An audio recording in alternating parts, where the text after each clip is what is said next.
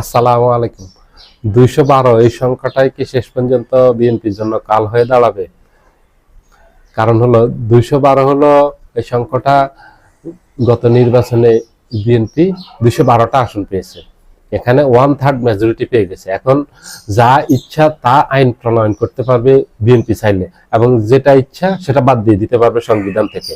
সংবিধান পরিবর্তনের জন্য অথবা আপনি পরিবর্ধনের জন্য, সংযোজনের জন্য প্রয়োজন হচ্ছে 1/3 মেজরিটি।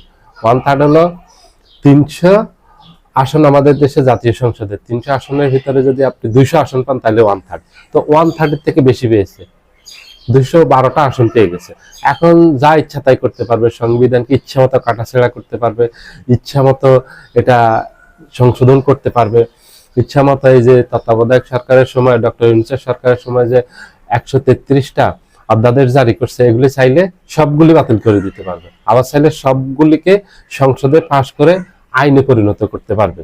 এখন এটাই বিএনপির জন্য বড় কাল হয়ে দাঁড়িয়েছে। এখন সবার একটা আশঙ্কা যে বিএনপি আবার স্বৈরাচারী হয়ে উঠবে। 2001 সাল থেকে 6 সাল পর্যন্ত বিএনপি তখনও 1/3 মেজরিটি পেয়েছিল। বিএনপি 220 আসন পেয়েছিল তখন। সেই 220 আসন বিএনপির জন্য কাল হয়ে দাঁড়িয়েছিল। পরবর্তী সময়ে এই এক নাগাড়ে 3বার বিএনপি দুর্নীতিতে হ্যাট্রিক হয়েছে, বেপরোয়া আচরণ করছে। আমাদের পুরো দেশের 64টি জেলায় জেএমবি বোমা হামলা করেছিল এবং ব্যাপক সন্ত্রাস হয়েছিল। আইন শৃঙ্খলা পরিস্থিতির ব্যাপক অবনতি ঘটেছিল, যার ফলশ্রুতিতে শেষ 1/11 সরকার ক্ষমতা হাতে নেয়, বাধ্য হয়। এই যে 1/11 ঘটল, মইনু আহমেদ, ফখরুদ্দিন আহমেদ, যে এরা যে 1/11 ঘটালো, এটা ঘটছে তখনকার বিএনপির স্বৈরাচারী ভাবে দেশ পরিচালনা করার কারণে। ব্যাপক লুটপাট হয়েছে, তখন ব্যাপক দুর্নীতি হয়েছে, পরপর 3বার দুর্নীতিতে হ্যাট্রিক হয়েছে। তাহলে কি পরিমাণ দুর্নীতি হয়েছে বুঝেন। এবং যে দুর্নীতির খলনায়ক বা মহানায়ক, কারিগর যেটাই বলেন, এটা বলা হয় তারেক রহমানকে। তারেক রহমানের নেতৃত্বে এই দুর্নীতিগুলো হয়েছিল। তখন ডিজিএফআই এর ছেলে যে তারেক রহমানকে নিয়ে রিমান্ডে নিয়ে যে অত্যাচার করা হয়েছে শারীরিকভাবে, তখন অত্যাচারের মূল কারণ হলো তারেক রহমানের বাড়াবাড়ির কারণ। দুর্নীতি একটা আছে।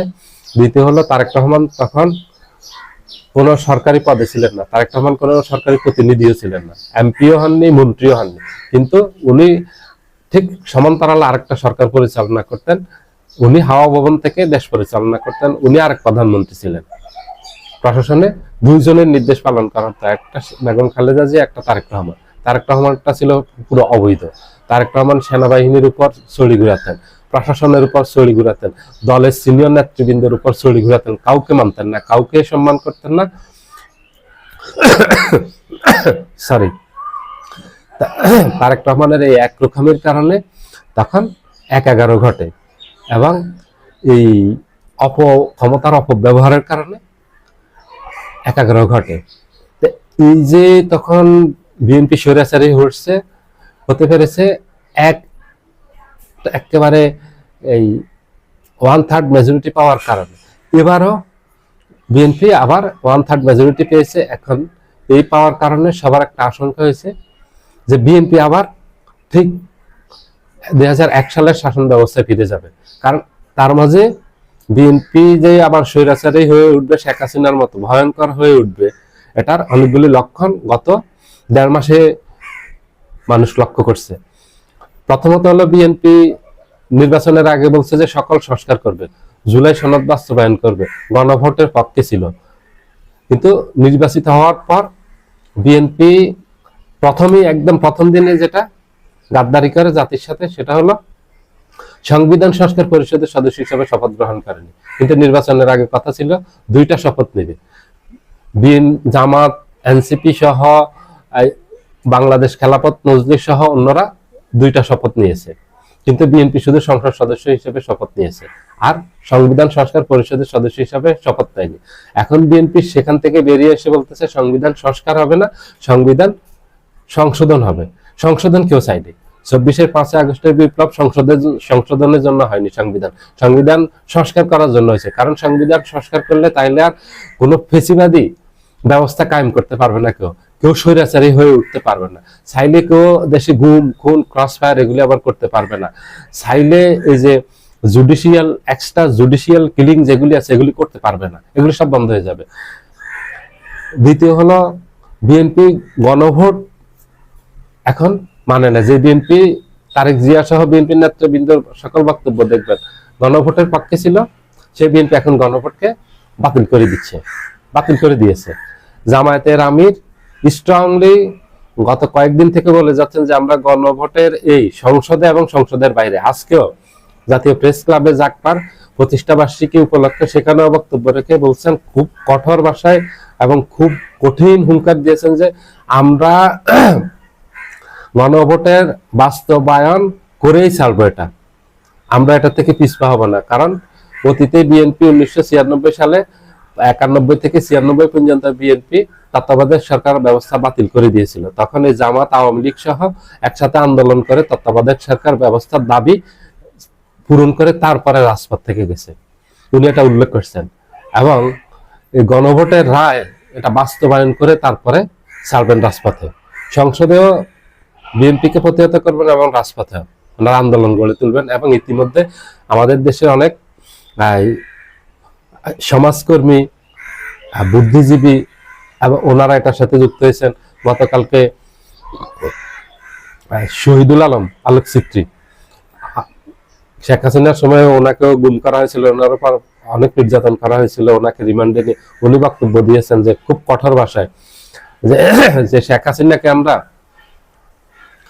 শেখ হাসিনার মতো এত স্বৈরাচারী ফ্যাসিস্ট একটা সরকারকে, ক্ষমতাধর সরকারকে আমরা হটাতে পেরেছি, তাইলে এই সরকারকে হটাতে পারবো। এটা বিশাল বড় একটা বিএনপির জন্য দুঃসংবাদ এবং বিএনপির জন্য এটা ভয়ের একটা কারণ। কারণ ওনাদের মতো মানুষ যখন রাস্তায় নেমে আসবে তখন কিন্তু একটা দেশে বিপ্লব ঘটে যাবে, পরিবর্তন ঘটে যাবে।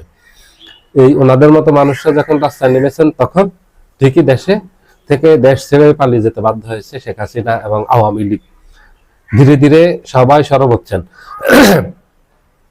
এই যে ট্রান্সপারেন্সি ইন্টারন্যাশনালের নির্বাহী পরিচালক ডক্টর ইফতেখরুজ্জামান উনিও বলছেন আজকে যে বিএনপি ধীরে ধীরে স্বৈরাচারের দিকে চলে যাচ্ছে, বিএনপি স্বৈরাচারী হয়ে উঠতেছে। যে পদক্ষেপগুলি নিয়েছে, বিএনপি গণভোটও বাস্তবায়ন করবে না, জুলাই সনদও বাস্তবায়ন করবে না, বিএনপি সংবিধানও সংস্কার করবে না, এবং যেই মৌলিক যে একেবারে গুরুত্বপূর্ণ 5টা আদেশ জারি করছে ডক্টর ইউনূস সেগুলি বাতিল করে দিয়েছে। একটা হলো বিচার বিভাগ যেন স্বাধীন থাকে, স্বাধীন বিচার বিভাগ ব্যবস্থা, এটা প্রধান বিচারপতির কাছে ক্ষমতা ন্যস্ত করেছিল যে পুরো বাংলাদেশে অধস্তন যত বিচারপতি আছেন তাদেরকে প্রধান বিচারপতি নিয়োগ করবেন, সেই ক্ষমতা বিএনপি কেড়ে নিয়ে এখন বিএনপি নিজেদের ইচ্ছা মতো বিচারপতি নিয়োগ দিবে, যেটা ডক্টর ইউনূসের সময় প্রধান বিচারপতির হাতে এই ক্ষমতাটা দিয়েছিল। দ্বিতীয় হলো দুর্নীতি দমন কমিশনের যে স্বাধীন একটা ভাবে যেন ওরা কাজ করতে পারে, এই দুর্নীতি দমন কমিশনের এই সংস্কারটা তারা চায় না। বিচার বিভাগের সংস্কার চায় না, দুর্নীতি দমন কমিশনের সংস্কার চায় না, পুলিশ কমিশনের সংস্কার চায় না। কারণ পুলিশকে যাতে ইচ্ছা ব্যবহার করবে, আবার লাঠিয়ালের মতো যেন ব্যবহার করতে পারে, এই জন্য পুলিশ সংস্কার চাচ্ছে না। এইভাবে গুরুত্বপূর্ণ যেই অধ্যাদেশগুলি আছে ওগুলি বিএনপি মানতেছে না। ওগুলির ফলে এখন মানুষের মাঝে একটা বিএনপির প্রতি ক্ষোভ তৈরি হয়েছে, বিএনপি ক্ষোভের আগুনে পড়বে। এখন সবার একটা আশঙ্কা যে 212 আসন পাওয়াতে বিএনপি এখন স্বৈরাচারী হয়ে উঠতেছে, এটাই বিএনপির জন্য কাল হয়ে দাঁড়াবে। সবাই ভালো থাকবেন, আল্লাহ হাফেজ।